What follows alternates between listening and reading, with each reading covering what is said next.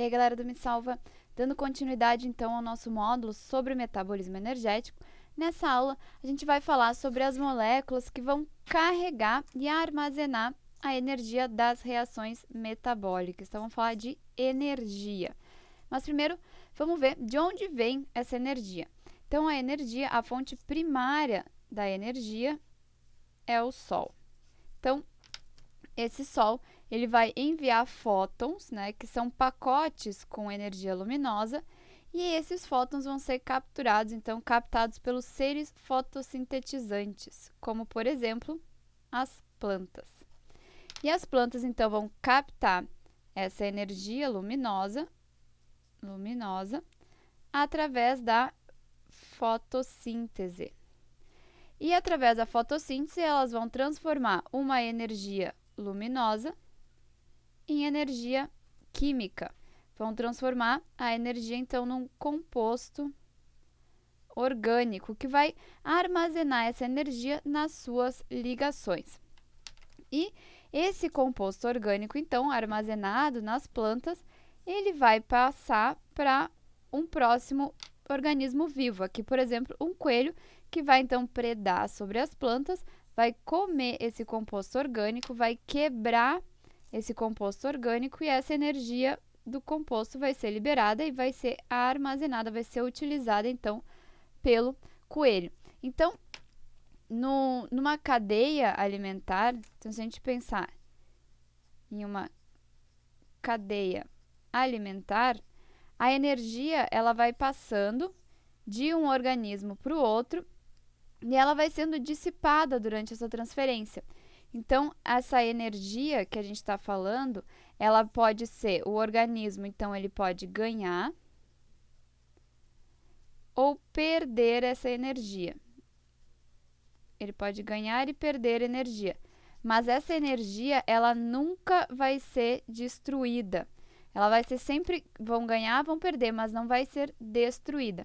Então, aqui nesse nosso mini esqueminha, a gente tem o Sol emitindo a energia primária, as plantas, os seres fotossintetizantes, absorvendo essa energia, transformando num composto orgânico que vai ser utilizado, então, pelos outros seres vivos para ter energia. Então, aqui a gente tem os seres vivos autótrofos, que são aqueles que produzem o seu próprio alimento, vão então armazenar a energia e vão produzir um composto orgânico e também vão liberar o oxigênio.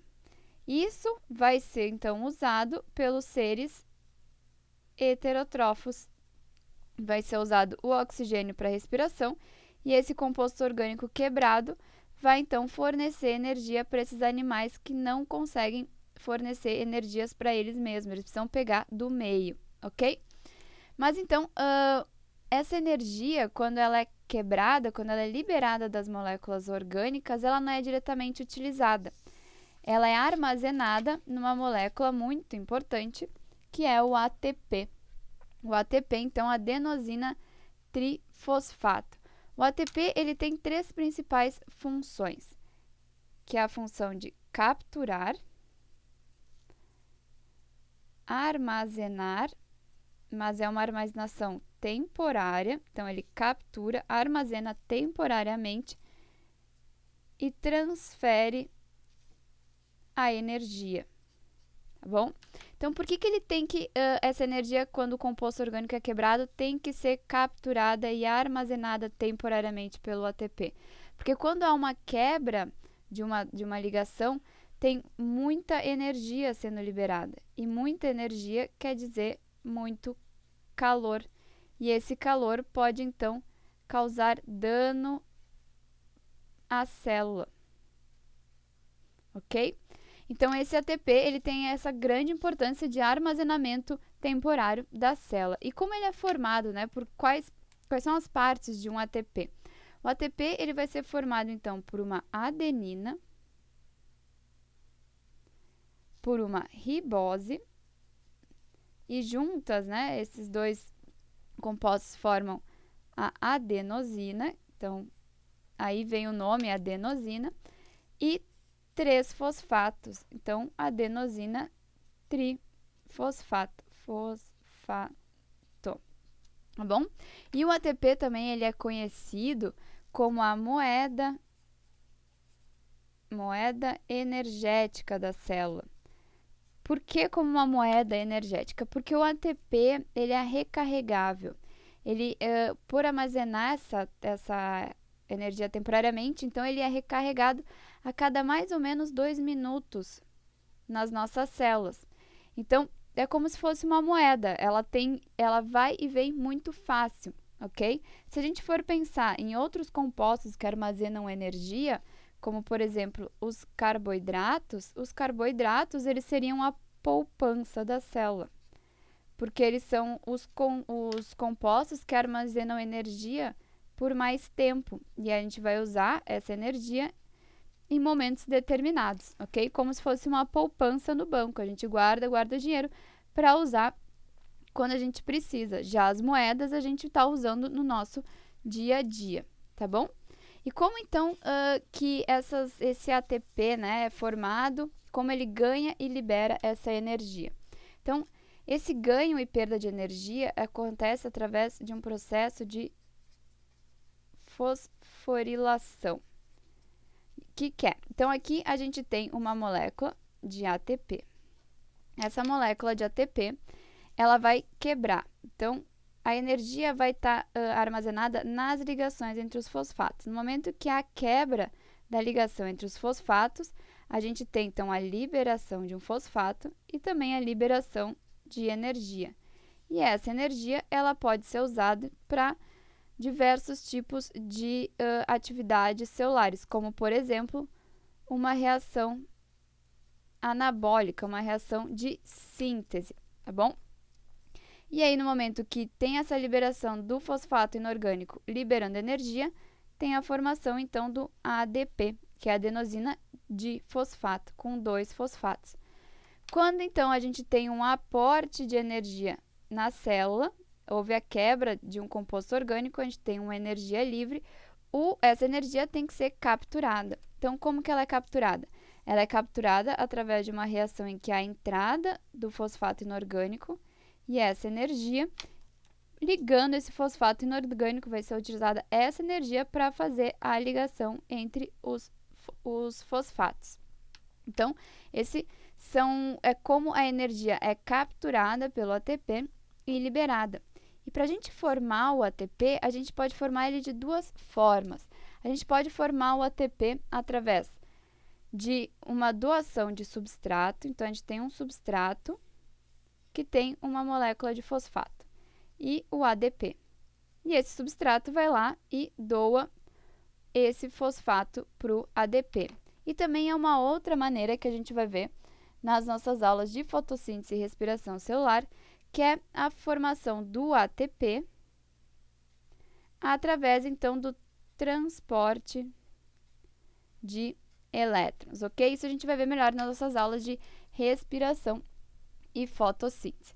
Mas também tem outras moléculas muito importantes para a gente no transporte, né, da energia, do metabolismo energético, que são, então, o NAD e o FAD. Então, o NAD e o FAD, eles são coenzimas. E são coenzimas que têm como função, então, carregar